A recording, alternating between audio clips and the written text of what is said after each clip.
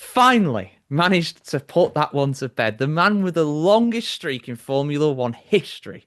Not only without a podium, but also without a win as well. The scale of which, the time of which he's spent in Formula One, 15 years he's been waiting for this moment. He's come close on so many occasions. He was leading in Brazil in 2012, crashed out. He could have got a podium Azerbaijan 2017, crashed out. Hockenheim 2019, crashed out. Pole position in Brazil 2010, didn't have the pace in the race. But he did it today, Dev. He did it in arguably the worst car he's ever driven in Formula One. This is an absolutely sensational result, but it's fully deserved for someone who has been waiting a decade and a half for this moment. Yes, George, and I think it is really a victory for motorsport in a way. The sport always needs such inspiring and gritty stories. And Nico Hulkenberg, besides being a thorough gent, has been such a committed Formula One driver all these years. He's been here, he's been out of Formula One, he came back. I mean, he's kind of a legend in his own way, I would say, because if you just cast your mind rather, on his maiden season, which was in 2010. Who was his teammate? It was Rubens Barrichello. So he's been part of Formula One folklore for such a long time. And as a matter of fact, there was never a doubt about his talent, capability, and willingness to succeed.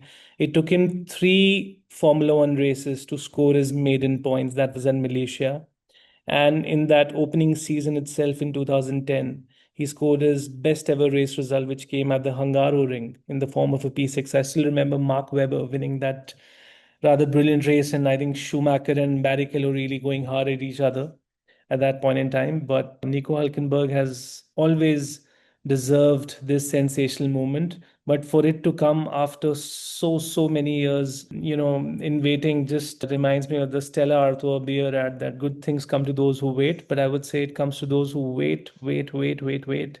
He's been what, like a monk all these years, right? I mean, as you rightly pointed out, he's had so many close-ins with that top three slot, especially a P3, but it was always coming and going. So that big moment of reckoning never really happened.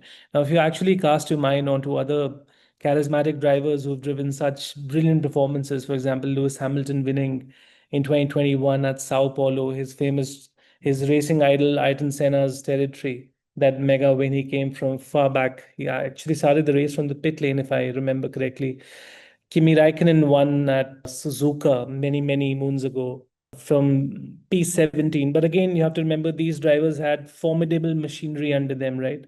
Kimi had a ballsy McLaren in that era. Lewis Hamilton, arguably speaking, had the best ever Mercedes in the years 2018, 19, 2021. It was no slouch either. Then to have got a P3, from 19th, and then to bring it to P3, but in a kick Sauber, albeit powered by a Ferrari, and then to beat a charismatic Ferrari driver in the form of Sir Lewis Hamilton at Sir Lewis Hamilton's home racing event is, I think, a magnanimous achievement and truly well deserved. Yeah, absolutely. And it's Sauber's first podium since Kamui Kobayashi. Remember him? Japan 2012, the only podium of his career, the only podium of Hulk's career as well. And it's massive for Sauber in the constructors. Everybody was saying these guys are going to be back markers. They've got no chance. If they get ninth, it's a miracle. They're in sixth. They are 18 points behind Williams in fifth. They couldn't, could they? If they managed to hold on to this, it'd genuinely be one of the biggest surprises we've seen in the constructors for a good while. Incredible stuff, really.